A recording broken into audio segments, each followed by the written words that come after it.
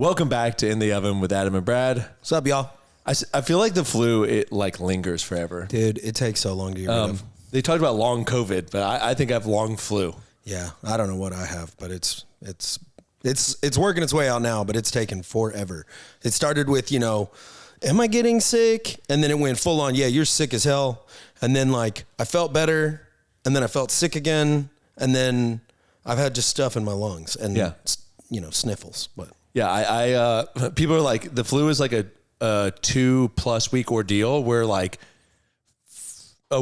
anywhere from 3 to 7 days you're like dog sick. Yeah, and then the lingering effects after that. And so, Thursday was my first run back. So, almost a week ago now.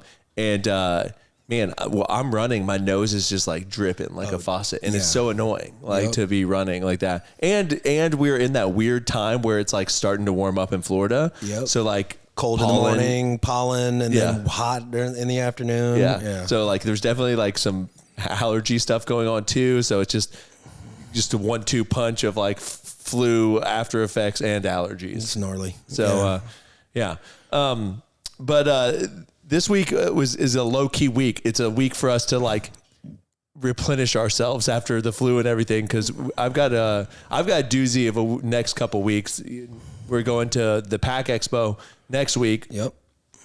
It's the Southeast Pack Expo. So it's like in Atlanta.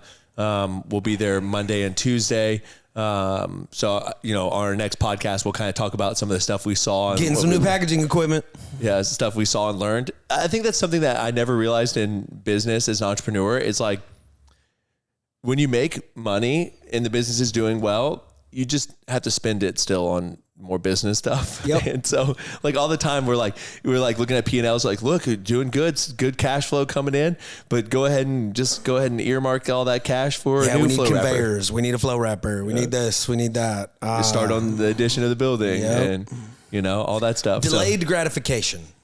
It really is. Entrepreneurship is 100% delayed gratification. Yep. How long can you delay it? Because we could yank money out of the company, but then it would take that much longer to make more money. And we know where we want to go. And you're delaying it. It almost, it's not quite gambling because I feel like you have control of more than gambling, but it is kind of gambling. It is. Yeah, for sure. You're kind of like, I don't know if this is going to make it 5 more years from now, and I'm investing quite a bit in infrastructure. Well, yeah, and where we are, man, like, again, we're doing things nobody else is doing, so there's not even like a model to follow anymore. There kind of has been similar stuff. They're kind of doing some stuff, let's do that, but now it's like we're creating our own processes. We're making up how to do more cookies in a day.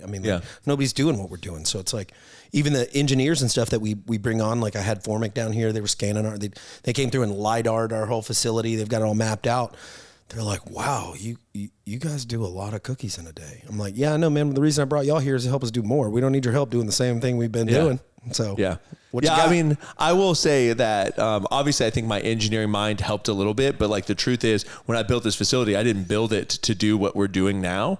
And so it's kind of like piecemealing together some solutions. When we add on the building, I think we're going to have a chance to kind of like gut and redo the process and flow of things. So maybe that'll make more sense. Yep. I don't know. Maybe it won't make sense. Maybe who knows how we'll actually. I think we got a little more planning and a little more foresight, and we kind of know what this facility is going to do. And, we have our sister facility in Georgia, and we know what that facility is going to do and what its capabilities are. So I think maybe we have a little more foresight, but who knows what the future is going to hold. So yeah, it's a tough spot. A lot of money. Yeah, it really is. Really is. And so, and it's also too, just like if you renovate a space, like it's a lot of money because like the electrical power requirements for a lot of our machines. So like you think, oh, I'll move this plug over. It's like so expensive because like the electrical wire for a machine that pulls 70 amps is just so much. Yeah.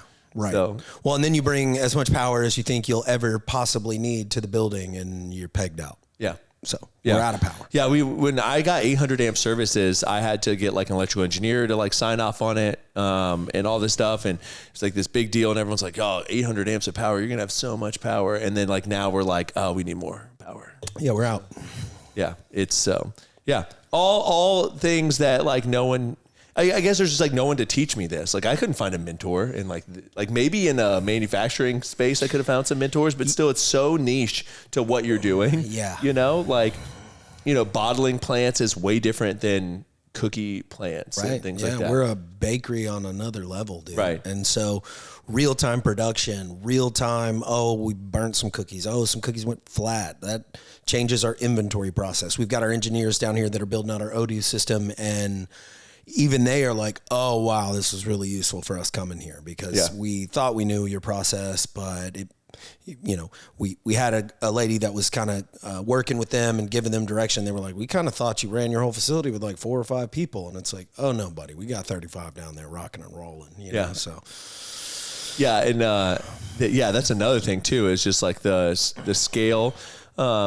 You know, when you think about a production facility, you think of like Chips Ahoy cookies or like Oreo or something like that. That's like very standardized. Like our cookies are not very standardized. I mean, obviously like we want them to be standardized to some extent, but also they're still like homemade-ish. Right. They're not ever going to be like straight up out of a machine. Right. Like, and that's what sets us apart is that unique experience. We want a solid, uniform experience, but it needs to be bright and unique. Every time you bite into one of our cookies, it's going to have, you know, slightly different inclusion set, slightly different, whatever. And it's what keeps people coming back to our brand, I think. That's why we have such a high repeat customer rate. Yeah, we do. We have like over 50% repeat customer rate. So it's like almost like once that you try our cookies, you're like, oh yeah, these are the best cookies. Yeah. You know? So don't forget, well, this will come out afterwards, but we've got clocks getting set back forward on Sunday. Oh yeah. So my daughter's got a cheerleading competition over in Fort Walton, so we're gonna have to get up particularly early to get all the way over there and all that. So the clocks are going forward an hour? Yep. Yeah. So this is we're going. Are we leaving daylight saving? No, we're going to daylight saving. I don't know. Andy, look that up. I don't know. I don't know if we're going to daylight savings or we're leaving daylight savings. But I will tell you, we voted a long time ago, and it passed in Florida for us not to change our times and to stay in, I think, standard time or whatever. They were just like, that vote didn't count. We are leaving, or we're going into daylight savings. Save some daylight. Yeah, but it has to be passed by Congress. Oh, no, there are a few states that don't do it. Yeah, you can stay in one of the time zones, but we want to stay in a different one. Oh, you're allowed to stay in one, Arizona, and I think like maybe Hawaii or something like that doesn't change their times. But I read about it, like this whole long email about how Florida. Yeah, see, Arizona and Hawaii are the only 2 states in the United States that don't observe daylight saving times. We want to stay in daylight saving times. So what they're trying to do is it's called the Sunshine Act of 2025, and it's actually going to Congress again. Let's go, Florida. So we want to stay in daylight savings time. And we also don't want to pay property taxes. Yeah. Now that Ron DeSantis put that out there. Yeah, we didn't know that was an option, but now we're like, oh. Yeah. We want that. Yeah, it would be interesting. I think sales tax and everything else would have to increase. You know, it's like Montana doesn't have sales tax. Yeah. That's why a lot of people buy their cars and stuff there. I know. And I know, you know, they'd have to make up for it elsewhere, but like part of the American dream, right? Owning a home and not having to pay rent to the government every year. Right. I agree with that. Yeah. Because if people want a homestead and they want to off grid and they want to do whatever, you know, you should be able to do that. You shouldn't then need some kind of job to afford your I feel like sales tax or something like that should be the only tax. It's tax on purchasing or buying goods, and like that should be like one of the only taxes because if you're taxed on the money you make and then you're taxed when you spend that money, it just like doesn't make sense to me. It just feels like you're just constantly don't even get me started on tax. So but yeah, I know Montana doesn't, and that's why a lot of people buy foreign cars and register cars in Montana because they don't have to pay sales tax. And obviously if you're buying like a $150,000 or $200,000 car. Oh yeah. Saving that. It's a lot of money in sales tax. So. Sounds like they'll come for that eventually, but they'll be like, you're not in state. I think that they have to like register an LLC or something in there. Then they have to hold their vehicle in that LLC. So then you are getting like the LLC benefit. So I don't know. I don't know that much about it. I do know, in my opinion, which you, I think, have a very similar opinion. If you need if you need to do this loophole in order to afford that vehicle, you can't afford that vehicle. Yeah, you're broke. And so like, I get it. Like I definitely don't want to pay more taxes than I need to pay. Sure. I don't. But like, I feel like a lot of these people that I know that do it are doing it because like they have to do it or else they will not be able to get that I won't vehicle. be able to afford this Urus, but I need it. But yeah, I can't. Yeah. So, well, we could start out with what makes a successful business, I guess.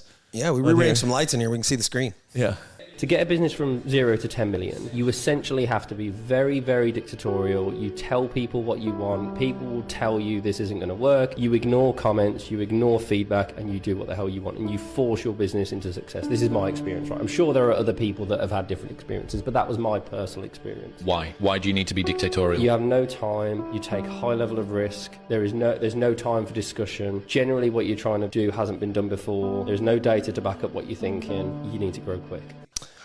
I don't know agree about with that. And also, like, I don't want to, like, why does Gymshark think they're like novel? Yeah. Like, I mean, I get it. They're definitely one of the brands that like is like quote unquote like mom and pop or like young startup that blew up to the size they blew up to. But like Alpha Elite, Petula, I know plenty of brands that do over 10 million and they didn't like invent anything new. Like, well, I don't know that I agree with that on a couple of different things. From 0 to 10 million, there are so many businesses that are doing 0 to 10 million that there are blueprints everywhere. right. I think what Gymshark did was unique in the social media space. I think in the marketing, I think in the way that they reached their customers and connected with their customers. I think all that's unique, and he's probably right. People probably told him, you need to get mailers or run a TV ad or something. And so, yeah, I agree with parts of it.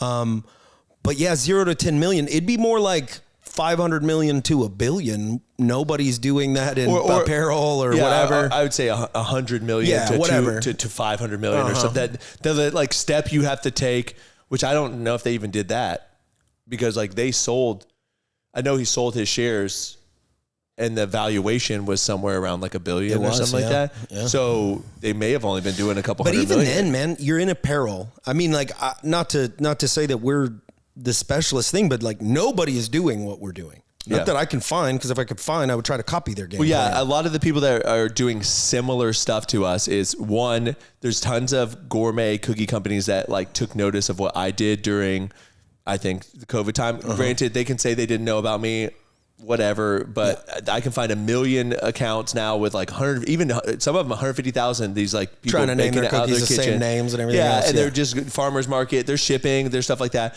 The thing is, like, I always wanted to do it bigger. Right. So like these people that I see, even that are like doing things well, they'll never reach our size unless some VC group finds them, feels like they have a good social media following, and then like wants to dump into them. And then you have the R&D of like where I'm at. Right. Because they're still at a stage where they're like homemaking their cookies and they're baking them out of their ovens. Like our ovens bake so different. Yep. It is so hard to like recreate the oven. Well, our formulation, I mean, everything. We've tweaked stuff so much. I mean, like, you remember how many cookies used to go flat? We just did 25,000 pitch and tents. It probably had like 20 go flat. Yeah. I mean, like everything from formulation to the machinery we use. You're right about the baking process, the way we the inclusions. Yeah, like the way we make our cookies shippable, and the fact that we're pushing 10 plus pallets out of here every single day. I mean, 20 to 30,000 cookies every single day are coming out of this facility. And so like,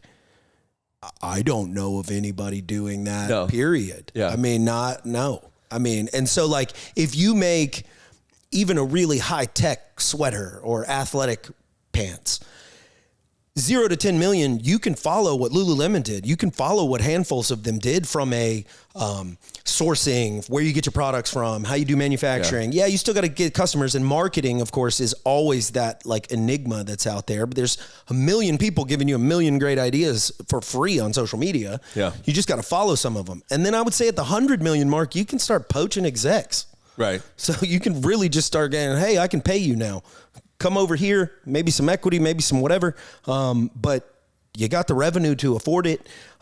It's when you're kind of in that rare air space where, you know, like I said, we've had process engineers come in here and go like, yeah, we don't know how to make this any better. Right. And you're like, okay, this is a waste of time and money. Right. You know? But yeah, I don't know that I agree with that. Yeah. Yeah. I mean, again, I think that a lot of people think that they're pioneering things when like really they're not. I would say though, you do have to not listen to the noise. I don't know how supportive your close circle was, but every business I've gotten into, my close circle is like, Adam, what do you know about that? What do you know about cookies, Brad? Yeah. You think, or for me, what do you know about landscaping? Or what do you know about running gyms? Or what do you know about this? Nobody's like, yeah, go. Yeah. You would be great at that. Yeah, I think for me on the cookie side, a lot of people that grew up with here, like went to high school with and college with, like were like, oh, it kind of checks. Like Brad loves cookies, Makes sense. But I didn't know anything about I made cookies like how, you make cookies from a recipe, but like I didn't know anything. I literally just loved cookies. And I think you probably didn't even know that I was not really creative as I was with cookie flavors. And I think you've probably seen that a lot more now with the, I don't know. Definitely. If you don't know, I'm doing like Bake It Fat and Weird episodes on Fat and Weird's YouTube channel. And we're doing like cookie flavors. And I've done literally like hot jalapeno honey cookie. We did a blueberry cake and lemon cookie yesterday. Fire. So yeah, I think that's been a lot of fun for me because that's what I used to love so much about Fat and Weird was I got to do a lot of the flavor creation, Well, that's what sets our brand apart, man. Just you wanting to push the experience and the love of cookies and spreading that with the world. I mean, I'm here to help with the process and the creation, all that type of stuff, the systems, all that. But you're the cookie guy, man. We need you doing it. And so, y'all go check out Fat and Weird's channel. Definitely. It's Bake It Fat and Weird. We got a lot of cool episodes. I did a baklava cookie, did the Dubai chocolate bar. Yeah, it's been a lot of fun making some of these flavors. Yeah. We're actually working on a protein cookie this week. So we are. This might be in the wheelhouse for a lot of people that are, fitness people. Fitness minded. So, yeah. So... All right. Are deep thinkers fated to be more lonely? Yes. Do you think it's inevitable for deep thinkers to be more lonely? Imagine you had a very sophisticated diet and you walk through every street of London. There would be fewer restaurants and eating places and supermarkets that you could go into to get the food that you need because your dietary needs would be quite complicated. There's a version of this around sociability. If you only need to talk about certain things, let's imagine you're Brian Cox and you really love interplanetary phenomena. You're not going to meet that many people who will really be able to meet you on those topics or even be that interested. They might go, oh, Brian, I loved your show, but just, enough with the black holes, mate. Enough with the black holes. And so he might find himself a little bit lonely. I mean, who knows about his life? I'm sure he's, one might argue that complexity of mind militates against easily finding fewer people like you. You're going to have to work harder in order to. I would say that's fair enough. Yeah. Agreed. Yeah. So I saw this and I thought about it because a lot of times I feel like, I'll go to events where I'll see people from high school and things like that. And I feel like they want to talk about high school and stuff like that. And, we have our 20-year reunion this year, so literally I've been out of high school longer than my entire, K through 12, if you will. And so for me, it's just like such a weird phenomena to want to relive what I feel like is not even a crucial aspect of my life at all. I mean, maybe crucial from the standpoint of shaped some personality traits and things like that about me, but in general, did nothing for me, you know? So yeah. And so I think that's what I think of when I hear stuff like this. Yeah. Too. I mean, I agree. Just across the board, I know that when I want to dive into a topic, it's normally pretty deep in that, not to copy this, but I've thought a lot more about it than most of the people I wind up talking to. I mean, even pick an easy one, Brad. You'll relate to this. Fitness. You know how it is to talk to most people at the gym about fitness. You're just like, oh, that's your question? Well, here's the simple answer. And you just kind of can't really get into the nuances of electrolyte balance in your bloodstream while you're exercising or the nuances of whatever. And this isn't to try to sound smart or whatever. It's just stuff you're genuinely interested in. Business, right? Finance, anything you start getting in, unless you're an expert in that.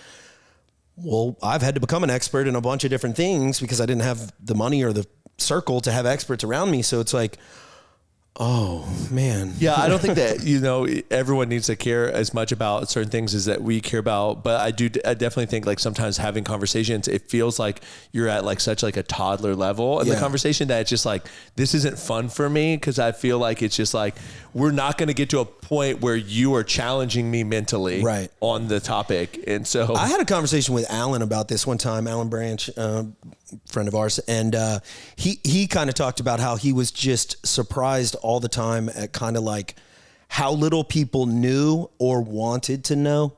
And that kind of made sense because sometimes when you're talking to somebody, like I can have a conversation with somebody that is vastly smarter than me on a specific topic, but my depth of wanting to learn is like a sponge, man. I'm just like, okay, yeah, I understand where you're at. Whereas a lot of people are like, that doesn't compute. And you're like, shoot, man, we haven't gotten to the complicated stuff yet. Yeah. I thought we were glossing over the easy stuff. Okay, this is how this goes. And you tell them, and they just look at you like, well, why are you telling? I don't know, man. Yeah, just people that don't want to even learn, man. If you know some cool stuff that I don't know, feed me. You know what I mean? Right. But yeah. Yeah, I definitely had conversations where people where you're like, you don't really want to know anything about this. Yeah, do you? and so you have this kind of like superficial relationship with everybody, and it does kind of feel lonely. Like I do get jealous of like the bros who can just go, I don't know, not to hate on anything, but just like go talk about college football and like no. And you guys just care and you know so much about, and it's just like, y'all are having a genuinely good time. I'm not trying to rain on your parade, but like. Well, that's another thing though. I could talk to you about college football, but you wouldn't be interested in learning it. Right. So I think that, so, I mean, yeah, I guess, but that's, I guess, a bad analogy because like, I know about football. I know the game. I know how it's played. I know the rule sets. I know how you can run effective plays. I know everything that I feel like there is to know other than who the current cast is. Okay. You know what I mean? Yeah. And so like, if I didn't know, like I don't know very much about hockey, but if I had somebody walk in here and want to talk to me about hockey, I would listen to that. Yeah. I don't know all that. I don't know really anything about cricket. But I could, teach me about cricket. I don't really care who like the people are, right? You care more about the fundamentals of like how it's played and stuff like that. Yeah. Yeah. That makes sense. No, yeah. I was talking to Zach Sanchez this weekend, and he asked Alan Benz, he's like, one thing that you could tell me, and so for people that don't know, Alan Benz is a very well-to-do person around here, like very connected, older though, he's in his 70s. I think he has a Rolls Royce, like Lambo, like all that stuff. And he thought about it. He thought for a while, and he's told Zach he wishes he would have had more hobbies and made more friends. There is a quote that I'm going to butcher, so I'm not even going to try, but it stuck with me. The premise stuck with me forever. And it was just like, when you're lying on your deathbed, you're going to regret all the things you didn't do more than the things you did do. And you're going to regret the times you didn't spend on yourself and you spent pursuing something that was not for you. Right. And so, that jives. Yeah. So he was just like, I have $50 million in my bank account, like all this stuff. But like in general, like I don't have any hobbies. I only know how to work. Yep. Like I don't know how to like I can relax, relate. and then, so Zach told me he learned from that he's actually picking up golf. Like he's like, golf is going to be my hobby or whatever. Yeah. For me, I think that the friendship thing stuck out to me because like friendship in adult life is different. I think you need like 3 major things for friendship. I read it in the Let Them Theory book too, but it's like proximity, energy, and time. Yep.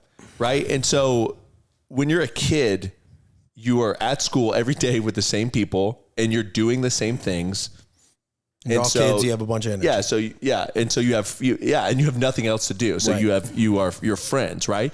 So when you get to like post even high school and you get into college, now you're sharing classes with people. There's people that have like similar lifestyles as you, and but there's some people that work jobs and are teachers assistants or like whatever, so they don't have the energy to put into relationships. So like you're not necessarily friends with some of these people as much as you would be 10 years ago. And then when you get to adult life, it's even harder, because I think that if you don't like work with someone, you only have like the weekends or like after work to like spend time with people. So I think a lot of people are friends with people that are at the same CrossFit classes as them, that have kids the same age as them, and then all this stuff has to line up. So like it takes a lot more work to have adult friends. It does. Yeah. I mean, it does. You especially add kids, young kids in the mix.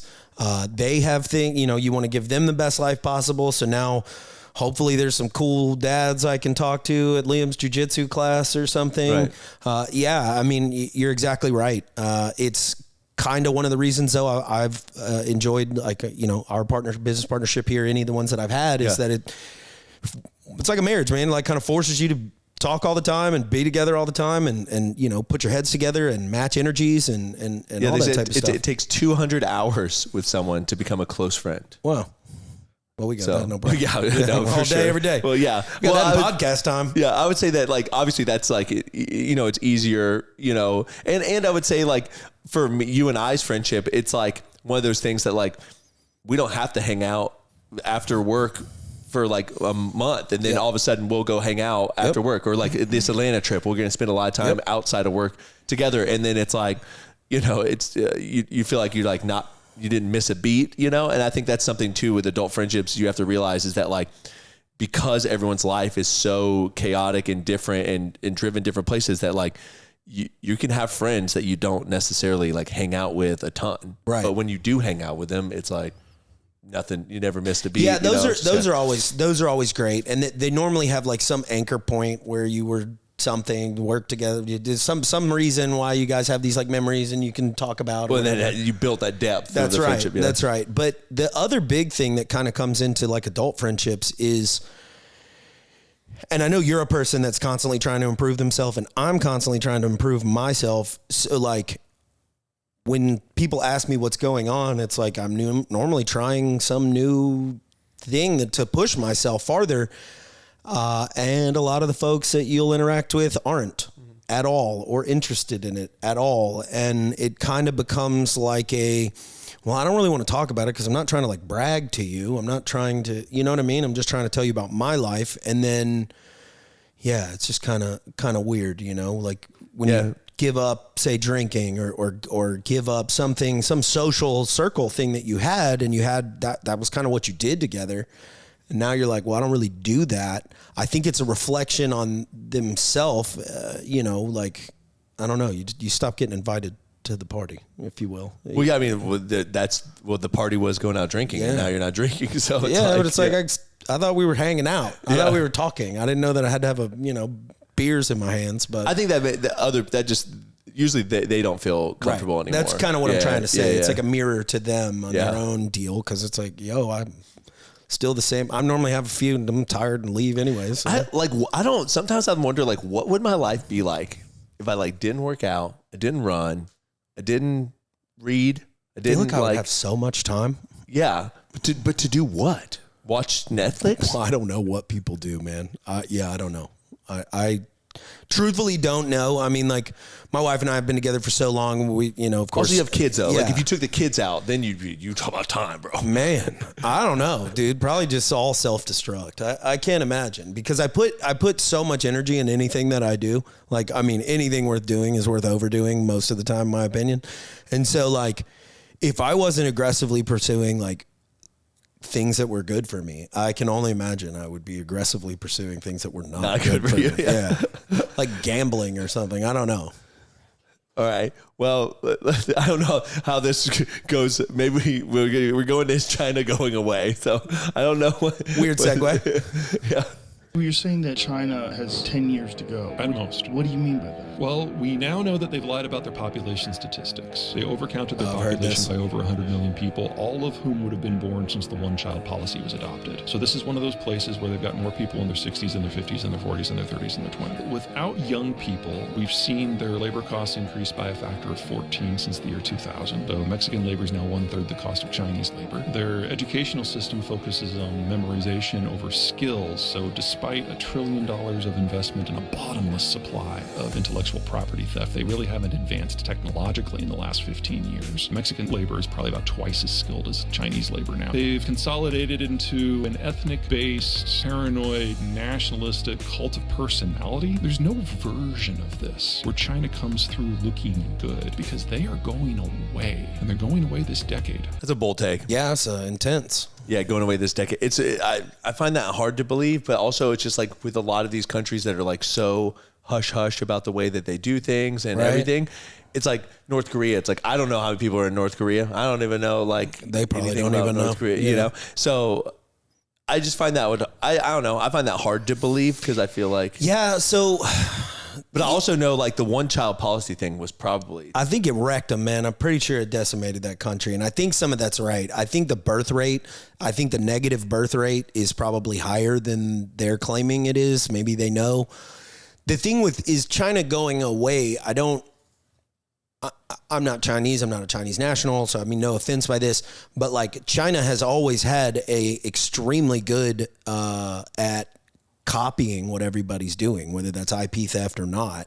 So with automation and AI and everything else, maybe it's a super move that they're going to have less people to take care of in their country anyways. I mean, they couldn't have had that foresight, but like there's still going to be a manufacturing titan.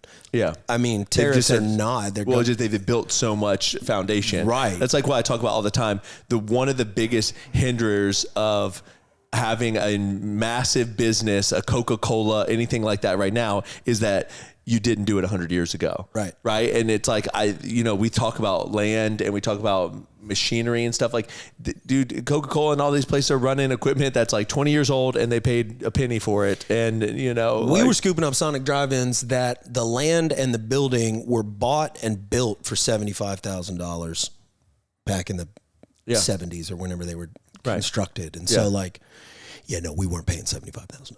Put it that way.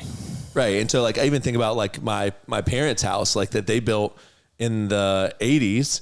Like I want to say like that on 8th and Tennessee over there, literally it was like $38,000. Probably. Or something like that. Probably. So, and I will, like, we can get into like why homes are way more expensive now. I will tell you, my parents' starter home is well below what people would consider a starter home now. Like people are like, oh, starter home with my quartz countertops and my like soft close drawers. Like, no, my parents had like tile countertops and my wife and I moved into our first house, all in, we were $68,000 and it was a complete gut. We finished out one bedroom, the master bedroom. We lived in the master bedroom. We worked on the rest of it. We didn't even get the kitchen finished until we sold it. I mean, that last push. And then we were kind of like, oh, do we want to keep our house or not? We actually like it now. And it was just, we had the money we had at the time we had. And I knew it was a good decision to buy a house instead of renting. And all the money you're pumping into that house, you're going like, man, I could just be renting a place and it'd be nice and blah, blah, blah. And then little cash come up at the end. We did pretty well on it. We bought a bigger house. I mean, it's like, and then we just kind of kept doing that. So it's but tough. I mean, back to the China thing. I don't know. I don't feel like a global superpower like that just like disappears, especially in a decade. Yeah, I don't know, but I also don't know. They're a manufacturing titan. They have a lot of people in their military, but I don't really know at the world stage. Maybe that just makes me naive. Maybe that's something I need to learn more about. Maybe I'm a shallow thinker on that. But like, other than like manufacturing of products, I don't really hear about China doing a lot. I mean, what are we though on the world stage? I mean, truthfully, I mean, I know we got like OpenAI, but like NVIDIA and stuff, like a lot of that military power, boy. Yeah, I mean that's that what is- we are. Yeah, And we're a But I food also producer, wonder, major like, food producer. Are we that big of a military superpower? Like, Yes. is there other countries that have like militaries? I don't know, man. I grew I up know hearing us how and- big and bad Russia was, and I'm not to poke fun at what's going on over there, but like, they can't take Ukraine. Yeah. We can take Ukraine in like a week. Well, we didn't take Afghanistan. We did, but yeah, don't want to get into that. But yeah, I mean, I know that we spend a lot of money on our military, but a lot of that too is like stupid money. Like, Yeah. let's be honest, I was in the military. I know how much stupid Oh money yeah, is spent, but- absolutely crazy. But I mean, like, as far as I know, or at least from what the news tells me, right, which is who knows how true any of that is. Russia's not really being too discriminatory on whether they're hitting civilian buildings or military buildings. Dude, we wouldn't even need the Air Force, man. The Navy could just roll up and Right. decimate Afghanistan, the entire country. Right. Just Yeah. in sequence. And 2 weeks, 3 weeks? I mean, Yeah, you know I mean- how fast those things load, but The Tomahawk missiles on a submarine, they can hold like 120 or so.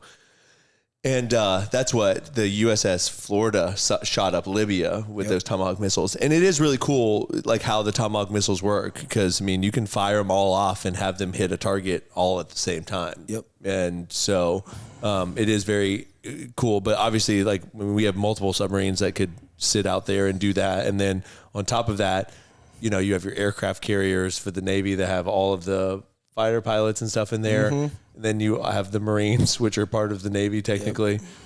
So like you pretty much have everything.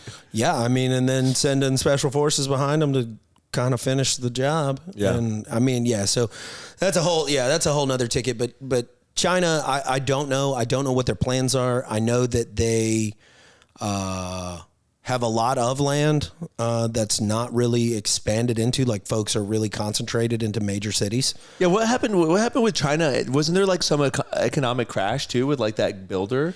That building? Evergreen, the building company in China. They pulled there was some like out huge economic crash based around that too. big I think. real estate. Speaking of Ukraine, did you see like Zelensky meeting in the did. like Oval Office thing? I did. It's interesting because like find it hard because like I watch some of it, and then obviously I have some news sources saying like Trump and Vance are terrible people, like, and then I have other news sources saying like, oh, they played the cards right, like that's what they should have done. And so like for me, I'm just like I don't know what to like. So trust in the it's situation. tough. So I've only got the experience of what the news has shown me of like every other president, right? And so not to make this political, but like the way Trump talks is the way people talk in the boardroom. I mean, if you have the upper hand, you let them know you have the upper hand. You tell them what time it is. You tell them exactly what the play is going to be. Yeah. If you guys have ever dealt with big business, you know I'm telling the truth. I think people are like offended by that because they're used to like HR. You can't say that. It's like, why not? And so like, I get it that we want like this like regal and respectable president, and I do too. But I also want a very effective one. And yeah, sometimes some people just need to be told, like, if you don't comply, this, and this are going to happen. And so I watched some of the debate, or not really debate, them talking, and it wasn't really for me. I didn't really like it, and I did feel like they were coming on. It made me uncomfortable too. But also, we've sent them so much money that at the same time, it's like if we're building this building and then the contractor was coming up here for a meeting and we had paid a ton of money and we weren't seeing any progress or like. Well, you know how it got with our contractor at the end too. Yeah, it went from like, oh, hey, how you doing, to like, this shit ain't right. You're not doing your job. Da da da da da. Yeah, absolutely. And so to some extent, you're so just. if you only saw that version of me, you'd be like, oh my God, Adam is so mean or whatever. Right. And you didn't see all the times where you're trying to help or all this other stuff. Right. Yeah. Yeah. Hey, go roll into the IIT one after China. That'd be a good one. Yeah. IIT? Yeah. What's IIT? Where's IIT based out of? India. IIT is officially a better school at producing engineers than MIT. I don't know if you've ever seen this exercise they did. It's pretty epic. They take a battery, a wire, and all these basic things, and they go to an MIT Institute graduate, and they say, hey, here, put this together. They're like, I don't know how to do this. Then they go and do the same thing at an IIT Institute graduate. Here, put this. Oh, this is easy. We learned this in our first year, and they put it together. And then they said, as good as MIT is, IIT is passing these guys up. I spoke at their university in Mumbai. I don't know what year it was. 5,000 people were in the audience, and you can see the hunger in these guys' eyes, and they're all about technology, innovation, all of that. So I think these guys are going to be the next China. They're a little bit more reasonable. They're a little bit easier to deal with. They also have a history of issues and problems. Their enemy is Pakistan and a few other guys. Yeah, so honestly, I felt that way about my engineering school at UF. Like, people are like, oh, you're an electrical engineer? And I'm like, yeah, I don't know how to do shit. Right. And it's like all theory stuff, a lot of book work, and it's not actually doing anything. I think we had like one electrical engineering lab where we like built some stuff, but it was like kit built. It wasn't just like go build something. So yeah, I mean, I agree with that 100%. I think at MIT and Harvard and these places, you're actually just networking and getting to know people and then, I mean, the people that came up with Tough Mudder and people that come up with like a lot of stuff come out of like Harvard and things like that, business school. But again, I think it's like they also had the network of somebody to back them. Crazy ideas and then financially get backed because people are like, this person, one, I know they'll work hard because you can't get into Harvard and MIT. I don't care. People can say whatever they want, but like, you've got to be a hard worker to some extent. So like, I know they're going to work hard, and financially, if I back this idea, then I could get a good return on my money. Yeah. So, but yeah, I agree with that 100%. Like all the time, people are like, oh, you're an electrical engineer, do this. And I'm like, I actually know more about that from like just doing random stuff with my dad or like Googling it than I do from my electrical engineering degree. Yeah, I would say, and I don't know how they could have had the foresight to know this, but what India seems to be doing is poising to take all remote workers from every company. I mean, they've got a financial institution. I can't think of the name of it, but they are training people to do US-based bookkeeping, to do US-based accounting, literal accounting. They've got CPAs coming out of India with CPA licenses. I don't know if they come here and get licensed, but that have US licenses to like do that type of stuff. And if you've got engineers who are running models and programs, I mean, if you're not there physically engineering the Tomahawk missile or whatever, if you're planning it and working on a computer and doing all these models and stuff like that, you can do them from anywhere. I mean, literally anywhere. And so that is where I see them being a game changer, that with AI and automation and the things that are going to be able to be physically in the place that they need to be, Tesla robots, whatever that looks like. And then the handfuls of techs that work on all the stuff, the brains can be anywhere. And if you've got a country that is literally, I mean, because India is sinking money into it. It is the India Institute of Technology, right? And so, that's a smart move, in my opinion. I'll say that. Yeah. I think they've got a strong future. I just wish that we lived in a world where it wasn't like so much of a competition between like different nations for like intellectual prowess or like whatever. Could you imagine if the entire global world was working on things for like the betterment of the entire world, you know? And I know that's like probably sounds terrible in a Bible standpoint. It probably means like Jesus coming back, coming back.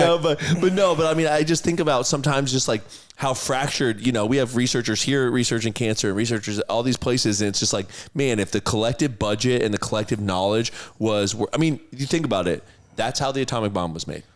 The collective knowledge of the country was spent to do that. Brightest people, like you have to make this thing, right? And I mean, technically we were taking scientists from Germany and stuff like that. But like the point is that like you had generally the entire world working against. Well, so that's like the big thing that never really works out, but why people say hypothetically like communism could be good, because then you can direct the entire focus and energy of your country to do one thing or whatever, however many things. The problem there obviously becomes who's running the government. They're the people that get to pick.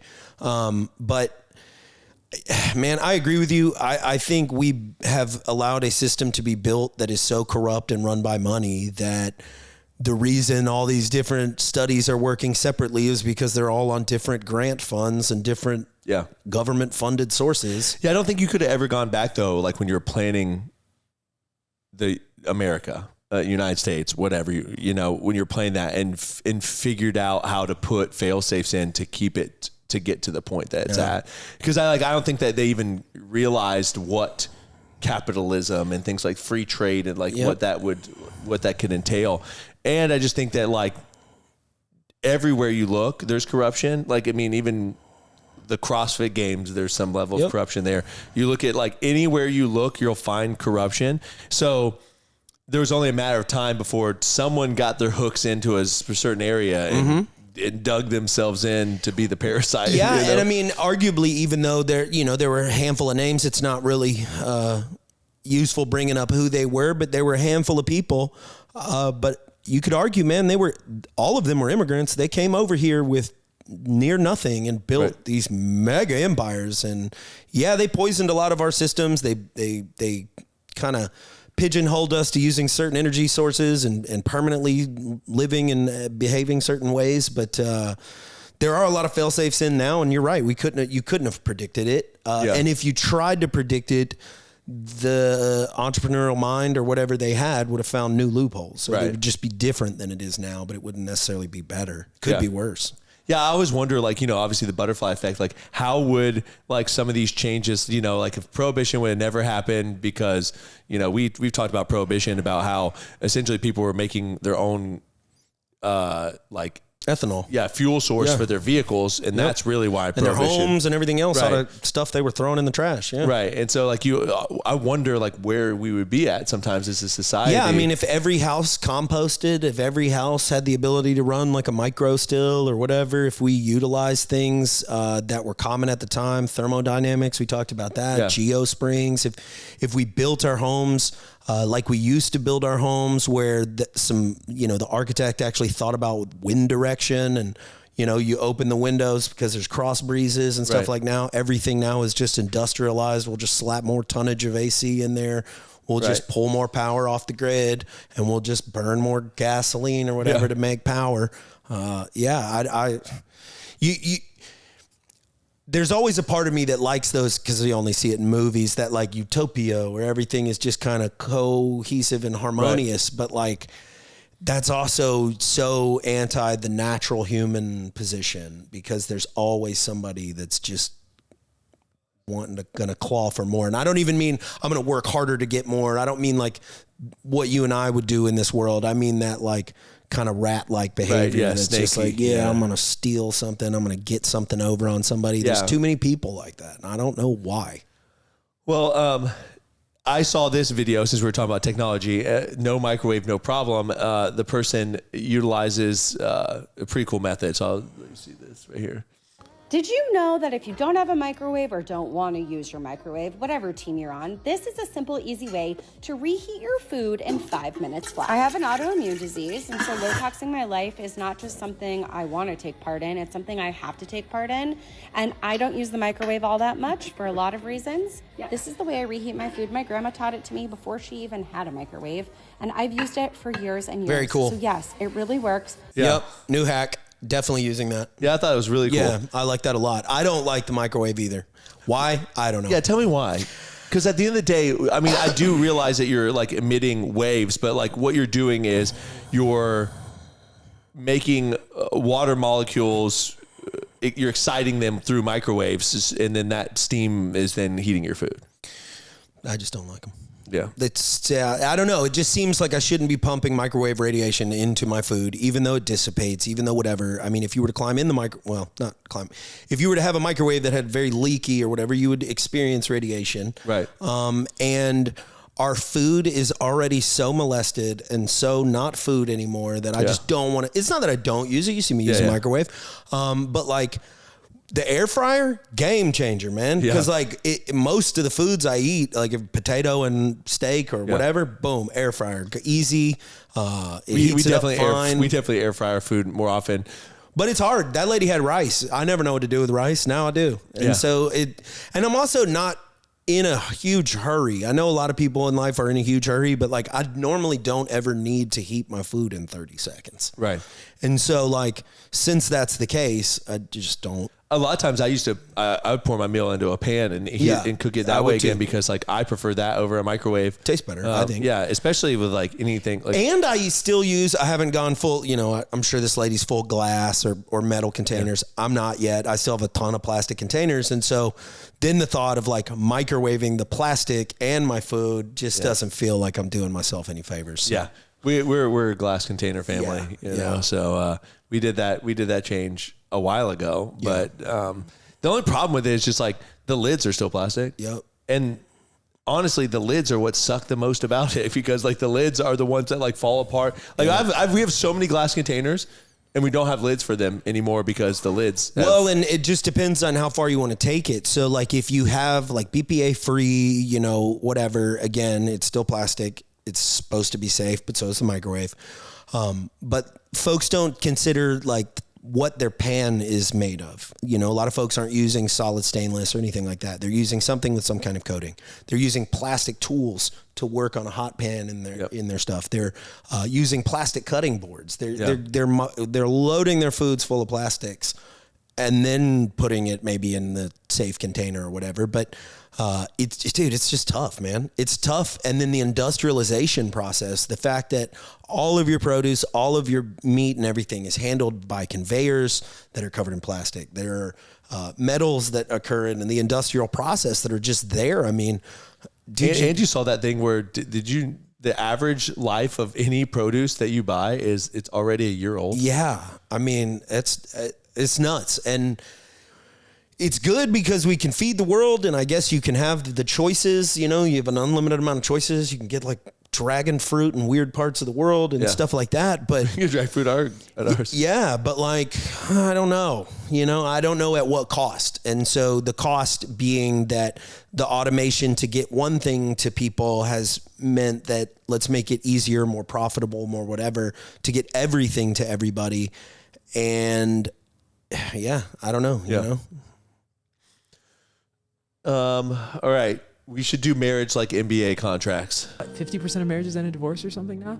So it's like, It's probably more now. this is my thing I think we should do.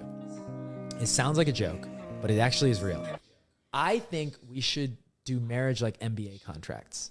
It should be like, okay, we got a 4-year deal. Okay? We're going to see if we want to renew after 4 years.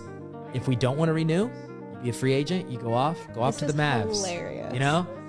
But if you do want to renew, we'll have another little party. We'll invite our friends, and that strengthens us. And because you know your term is coming up, there is a little bit more work you put in. There's a little bit more like, oh, we got to stay focused on this. Oh man, my contract's coming up. But if it's just like, well, it's forever, stop trying. You're like, That's tough, right? So like, I'm conflicted because I agree with and simultaneously completely disagree with that. I think the reason so many marriages end in divorce, yes, a lot of people are jumping into things they shouldn't have done. But once you've made that commitment, and I'm just both personal morals and then also religious morals, there is no other choice. So like, I don't have the choice of divorce. It's not a choice. Now, I guess it could still be done to me. I can't control my other half, but like, there aren't other options out there. I wouldn't be... does that make sense? Yeah. And so if I maintain the ability that like I can just go to a different team in 4 years, I don't know. On the other side of that, I feel like people do get not too comfortable, but complacent. They stop. Yeah. Complacent. They stop trying. They stop doing all of the things that they did to win their significant other over, or whatever that looks like. That, yeah, man, I'm super conflicted there because I feel like, yeah, you could be like, yeah, you better keep it tight or whatever, you know, wife, you guys are getting in fights or whatever, but, and then also biblically, man, it's just like, that's terrible. Yeah, for me, I think it's just a funny idea, right? Because like I could also see people that like didn't do anything for 3 years, and then the 4th year they were like an all-star, and then the person's like, well, crap, man, what do I do? You know, what do I do? I just need to sign them to a shorter contract next time because then they'll stay on the hot seat longer. I mean, forever really is a long time to commit for people today. It didn't used to be, because you used to find a person and y'all would build a life together. And I don't feel like society, well, I know society does not encourage that. It does not do whatever. You got to be your own person. You got to have your own finances. You got to do all this stuff. You basically kind of become roommates that maybe you love each other. I don't feel like a lot of folks I know are in love with each other as much anymore. And I think a lot of that, I mean, you can blame social media, you could blame whatever, but it's just that constant barrage of like, you have choices. Yeah. Blah, blah, blah. Well, on top of that, like I read something that said, 70% of your arguments are going to be, you're not going to be able to like settle them. You know what I mean? Like, there are things about Kirsty that you now know about her. There's things that she probably hates about you. Like maybe she hates your ADHD life, right? Maybe you lose shit. I don't know what you do, but there's like Aubrey misplaces things. Yep. No matter how frustrated I get, she's not going to be all of a sudden someone that doesn't misplace things. Correct. Like that is Aubrey. Correct. Aubrey is the person that leaves her sunglasses at your house when she comes to your house. Like she's the person that like misplaces things, and that's just her. So I can like get mad every time she does it, or I can just be like, that's Aubrey. I married Aubrey. That's right. Well, and that's a big way of thinking about things. If you can internalize them, if you can extreme ownership of whatever. Yes, that's my wife. That's a trait of hers. That's whatever. I can pick up the slack where I know she's going to need it, or you can just not let it bother you. Well, not let it bother you, but hopefully, again, you're becoming a union, and so like they say, opposites attract, and they say all those types of things, and I think that it's, I don't know where yin yang came from. That's not part of my religious outlook, but I do believe that stuff works, that when you fill the space, the other is supposed to kind of withdraw. And when they kind of fill the space, you're supposed to withdraw. And hopefully everybody can find a person where that's exactly perfect, but that's where arguments come from and all kinds of stuff. But you're like learning where things are priority to each other. Yeah. And, so I guess to go back to this topic is, I think that I would say, funny idea. I think it's hilarious, but like in general, no, you need to learn how to live with this person. And I think that a lot of people don't have the in-depth conversations that they need to have before marriage because they're caught up in the feelings or the way the person makes them feel or like the things, whatever it is. But I think that like, truthfully, there's really shouldn't be any deal breakers once you get married, because unless someone has some catastrophic accident that changes their brain chemistry, like you know that person, and anything shouldn't be a deal breaker. It should be you need to learn how to live with this thing, because it's not going away. Well, and I think in marriages too, but this is just relationships, life in general. I think people would do better if they looked inward first. Why did this person do this? Well, because I did such and such. If my wife is particularly on edge or defensive or, not the nicest she could be to me, I probably deserve something. Now, maybe I didn't deserve it per se, because maybe I was having a particularly bad week, and so I was withdrawn and whatever. And so like I wasn't doing anything to her, but now she feels slighted. Well, if I could go first, and I'm not saying I do, love you, baby. If I could go, well, yeah, man, I have been kind of withdrawn. I've been pretty quiet every day when I get home or whatever, because I've been worn out, and I'm not really giving my wife the affection she's used to getting. So she's not really reciprocating in the way that because our relationship is off. Yeah. I could easily go like, you need to be nicer to me. I'm having a hard week, blah, blah, blah. And it's like, yeah, okay, but you didn't talk about any of that. You didn't do it in like a loving way that we normally do. Yeah. Emotional intelligence, emotional regulation is probably the most important thing in a marriage. And I think to honestly always look at you at your marriage as a thing that you are both putting effort into, that you're building. So when there's something wrong with your marriage, it's not your fault. It's not her fault. Correct. But there is something that you need to do together to fix what's wrong. It's almost like you're making a meal together, right? Yep. And like she's cooking some stuff, you're cooking some stuff. All of a sudden you try it and go, oh, this is too salty.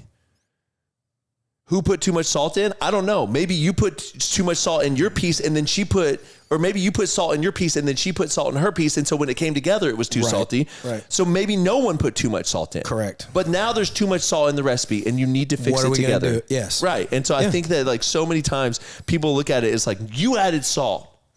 And it's like, doesn't matter. That's where I think the little 4-year deal might kind of, again, it just, well, this team over here wouldn't have done that. Yeah. And I don't like, because if you focus on that, you will find whatever you focus on. And so if you're looking for problems, you'll find problems for sure. If you're looking for solutions, you usually find those too. So there is one funny one before shower thoughts I want to listen to because I know we're running low on time. It's terms for people who go to the gym. I saw the video, didn't even click on it because I thought, all right, let's see what we got. Right. These are terms for people that go to the gym. You're the swole survivor. You're biflexual. You're the Fresh Prince of Barbell Air. You're a waiter. You're Flexitron, leader of the Bicepticons. You're Pumptimus Prime, leader of the Quadobots. You're the bench press secretary. You're a proteenager. You're not a gym rat. You're a mass mouse. A roid rodent. A Jimmy pig. You're dumbbell door. You're a pump pimp. You're a muscle launcher. You have a crippling caffeine addiction. Yeah. That one's not a joke. That's pretty good. Yeah. That's very bodybuilding specific stuff, you know. I don't know. Again, tough because I didn't come from a bodybuilding background. A pump pimp is pretty funny, Pump pimp. Yeah. Dumbbell door. I like that one. All right, shower thoughts. Let's see how good Andy can do at pausing. Here we go. Drinking a lot of water before you nap can serve as a natural alarm clock. Unless you sleep this through guy's it. voice just cracks me up too. Unless you're my middle daughter. She still has difficulty with that. So, yeah, just peeing everywhere. Shower thoughts. Humans have built cities, spaceships, and supercomputers, but we still can't figure out how to live in a peace with one another. Kind of what I was talking about. Deep. Yeah. People are more angry when you almost cause an accident than if you really do cause one. Yeah, that's very true. Yeah. It is weird. People will get really mad. Yeah. Like, road rage is something else, man. That's I say that, but like I don't know. Some people are really mad when you get into an accident too. Yeah. Like, you know. But I think at that point it's just like it happened. Yeah, it happened for sure. Yeah. One of the most annoying, harmless things that can happen is remembering you are breathing, then having to manually take over until you forget again. Does that ever happen to you? Yeah. So when I run, when I run, oh, I know. I like have to like think about breathing because like I just like I think I need to take deeper breaths. We talked about this before. Like when you're working out or you're doing something that's very cardiovascular intensive, like you almost need to like artificially increase your breathing to like super saturate your body with oxygen. Well, you do, but you also have a bodybuilding weightlifting background, and so I do too. And so like you naturally do not take deep breaths while you are lifting, and so your body goes, "Cool, we're doing that physical thing." Yep. I do it too. It's terrible. It sucks. I have literally though, it was I was a kid and it wasn't really a traumatic experience, but I was about to go to sleep and then I was like, what if I forget to breathe? And then I remember having to lay there for like an hour going like, okay, breathe out. And then I would stop and I would just kind of like stop breathing, but you're just naturally telling your body, I mean, if you pass out, you go back to breathing. But yeah, it kind of freaked me out as a kid. So I don't know. Being able to do well in high school without having to put in much effort is actually a big disadvantage later in life. I agree with that. Yeah, I mean, that was me. Yeah, same. I mean, it wasn't until I got to some like advanced classes that I was even like, hold on, what? And so then they were like, well, you just do this. And I'm like, I don't remember what that was. You know, when you learn things so fast, you don't really learn them because you go, I'll pick that back up in 2 seconds. Yeah, and also in high school, like I don't know if I ever even learned anything. I just learned how to take the test. Yeah. You know, like I learned how to decipher the answer from the problem I was given. You know? And attention span, ADHD or whatever, cool. They're explaining the topic. I'm looking at the work. I'm making up my own ways to do it. I'm figuring out my answers are right. I'm doing it across however many problems. I remember getting in several arguments with my math teachers about this, but I'm like, it's right. They're like, but you didn't show your work. I'm like, because there's some craziness that doesn't need to get written down on paper. Yeah. Fine, I'll show my work. And they're like, well, what does this even mean? I'm like, the answer is right. You know I don't have the answer key. It's right. All the problems are right. Every answer is right. And they're like, well, but someday you're going to run into a problem. I've yet to run into that day where whatever, I can still count on my fingers if I want to. I can still do whatever. So, yeah. I agree. Someone under 25 buying a money counting machine is very suspicious. That's an interesting one. I think anybody buying a money counting machine these days are suspicious. Yeah. There's this guy that Just take it to the bank. pops up on. Yeah. Well, there's this guy that pops up on Instagram all the time on like, let me show you how to make money selling courses and da da da. And then he's always like using this money counter, and I'm like, where are you getting cash from? Yeah. Like, you're a drug dealer, like, or something. You're like either in jewelry sales or drug dealing or something. Or you have an ATM. Yeah. Yeah. It'd be pretty unnerving if we were able to hear babies crying inside the womb. Oh, yeah, it would. Yeah, that would be really weird. Yeah, that would freak everyone out. Yeah, wouldn't like it at all. No, just that you couldn't do anything for them. Yeah, there's nothing you could do. Yeah. Have you ever seen like a video of like a woman laughing while she's pregnant? Like the baby is just like I've going seen, crazy in there, and you're like, man. What is a baby thinking? Like, I don't know. Oh shit, it's coming again. That's, you know? That's such a weird thing to think of. That like, they're probably not thinking anything, but I bet they have to. I mean, like they say they open their eyes, they see their own hands. But my thing is like, what do you think of when you don't know anything? Right, I don't know. Think about that though. Like before you knew what your hand was called, you knew you had a hand, and you called it something probably in your head. Yeah. Right. Yeah. Well, I think about this all the time. What like, is that? You know, Beckham's like 9 weeks old, Yeah. and like he like stares at the ceiling fan. He loves the ceiling fan. He like loves to look at them. Yeah. They're not even moving, but he just like likes them. But I it's think it's a contrast because they're like darker on a white thing. But in general, all the time I'm like, what the fuck is he thinking? Yeah. Like, what is he thinking about? Right. But I mean, very bright-eyed, very alert kids. Luddy's very smart. You and Aubrey are both very smart. He's probably thinking about something. So that's why it's like, what do you think about? Yeah. When you're a baby? The IRS doesn't tax the wealthy, but if you win enough money to become wealthy, they will tax you. Well, they tax everybody. Wealthy, yeah.